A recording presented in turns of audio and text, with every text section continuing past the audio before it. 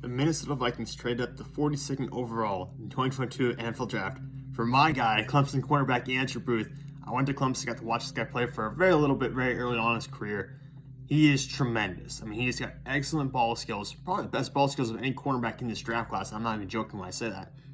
He's got the fluidity, the speed, the pure athleticism for man coverage, and he can play zone as well. He's got experience in zone from his time at Clemson.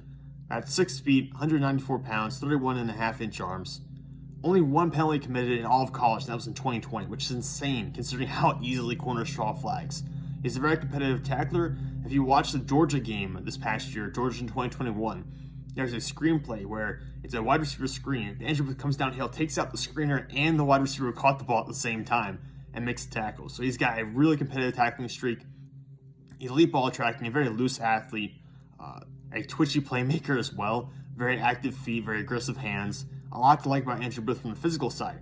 Now, he is still somewhat inexperienced at the position in terms of snap count compared to a bunch of the other cornerbacks that are out there. He really only has 1 year as a full-time starter, and then 2020 is kind of in and out a little bit, not always being a starter there. This past year, 37 tackles, 3 tackles for loss, 3 interceptions, and 5 passes defensed. And he'll have 3 receptions on 4 targets, just 1 yard against Georgia in 2021. Now, some of the negatives about Andrew Booth, he's dealing with a lot of injuries right now, a lot of small things, some surgeries he had to have for core muscle in March. That got taken care of. I think he's dealing with a sports hernia right now. He's dealing with a bunch of stuff that's piling up, which is why he fell to the second round to begin with. So the injuries, he's still inexperienced to some extent. The footwork is a little sloppy. He ends up on the ground sometimes while working in pass coverage, and it's not necessarily that he's tight-hipped and he's falling down because he can't make all the cuts and turns he wants. It's because he's just sloppy with his footwork. So that needs to be entirely reworked. Sometimes he has a lot of missed tackles because he flies in and out of control. He doesn't really break down to make the tackle. He just kind of shoots in, and his momentum carries him to the point sometimes where he misses the tackle. So those are some concerns for Andrew Booth right now.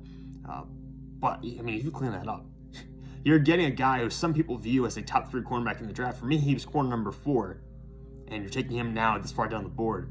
Behind you guys like Roger McCreary, Tyler Elam, Tyler Gordon, who I all ranked behind Andrew Booth. This is tremendous value for the Minnesota Vikings.